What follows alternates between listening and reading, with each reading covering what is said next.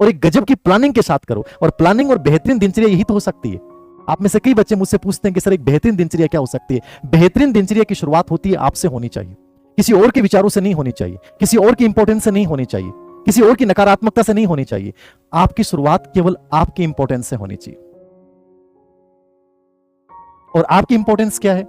मैंने एक चीज चुन ली सर आप लोग तो कह रहे हैं कि रिट नहीं आएगी, तो मैं अपने आप को इंपॉर्टेंस कैसे दूं? मैंने कहा आए तो गी, समय लग सकता है चीजों में, समझ रहे हो ना आप? समय लग सकता है, चीजें बदलती जरूर हैं, और ये आपको अपने लाइफ स्पेस में बदलाव लाना है तो ये चीजें सोचनी पड़ेंगी।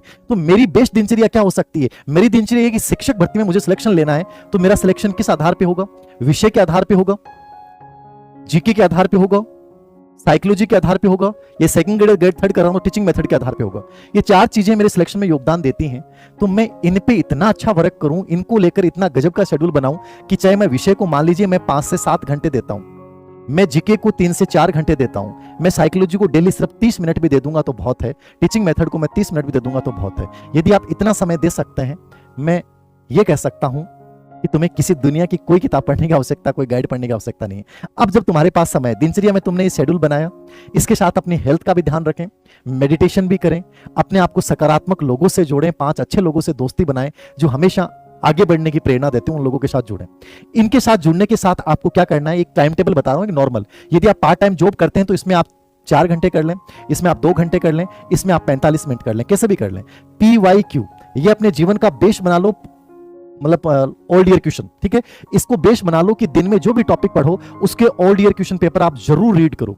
कोई मॉडल पेपर पढ़े या नहीं पढ़े। अब ऑल ईयर क्वेश्चन पेपर का मतलब ये नहीं कि आप 2010, 11, 12 के देखो, आप 2016 से लेकर और 2024 तक के पेपर देखो। 16 भी हटा दो, आप 2019 से लेके 24 तक के पेपर एनालिसिस करो। बहुत ज्यादा पुराने पेपर देखने की आवश्यकता नहीं होती, एक अच्छा तरीका है। नंबर 2 सर, एक बेहतरीन किताबें क्या हो सकती हैं, पुस्तकें क्या हो सकती हैं?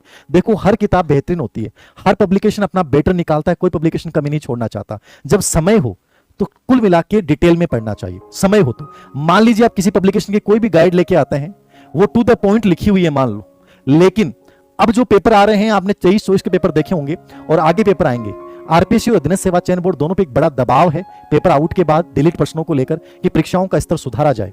इसलिए असिस्टेंट प्रोफेसर भर्ती परीक्षा में पेपरों का एक बहुत अच्छा स्तर पूछा गया। आपको इसके लिए तैयार रहना चाहिए। यदि किसी चीज को आप डीपली पढ़ते हैं तो कोई नुकसान नहीं होता है। नुकसान कब होता है कि जब आपने कोई सरल सी भाषा में दिखने वाली कोई भी किताब लेके आ तो गए, लेकिन पेपर सरल नहीं आते आजकल। पेपर कथन और तार्किक वाले आने लग गए, पेपर सत्य है सत्य नहीं आने वाले आ गए, पेपर 4 कथनों को आरोही अवरोही क्रम में सीक्वेंस वाले आने लग गए, ठीक है, घटनाओं को व्यवस्थित करने वाले आने लग गए। ऐसे प्रश्न जब आने लग गए तो ये गाइडें फेल होने लग गई। अब आपको क्या करना है, मेरी पर्सनल राय तुम मानते हो तो आपको हर पार्ट के लिए एक बेहतरीन किताब अच्छी पढ़नी चाहिए। उसके बाद जब आपके पास एग्जाम का शेड्यूल आ जाए, विज्ञापन आ जाए, तो आप गाइड पढ़ लो। अरे लास्ट में जो सरल भाषा है, टू द पॉइंट है, जो भी गाइड आपको चाहिए, वन लाइनर, वो तो लास्ट में लाके पढ़ सकते हो। लेकिन पहले तो आप डिटेल पढ़ो, पहले तो डीपली पढ़ो। यदि अभी भी तुम ये मान रहे हो कि मान लो कोई किताब है उसमें 50 में से सर इसमें से 40%, 38% आ जाते हैं, मैं कह रहा हूं 50, 40, 38 आ रहे हैं अभी, 2025 में जो एग्जाम होगी हो सकता है उसमें 35 ही आए। तो आप ये कोशिश करो ना कि वो 50% बन कहां से रहे, उन 50% को बनाने का बेस क्या है? वो बेस है अच्छी किताब। तो कम से कम जब आपके पास 1 साल का टाइम है, तो मेरी राय यदि मानते हैं और सहमत हैं आंशिक रूप से भी, तो मैं ये कहूंगा कि एक बार आपको गहन पढ़ना चाहिए, जिससे बाद में पेपर यदि इजी आ जाएगा तो नुकसान तो है ही नहीं, लेकिन पेपर हार्ड आ जाएगा तो बड़ी मुश्किलें हो जाएंगी। तो कोशिश करो कि इस पैटर्न को फॉलो करो। मेरी तो आपको यही राय है। तो ये भर्तियों का मेरे अकॉर्डिंग एनालिसिस है।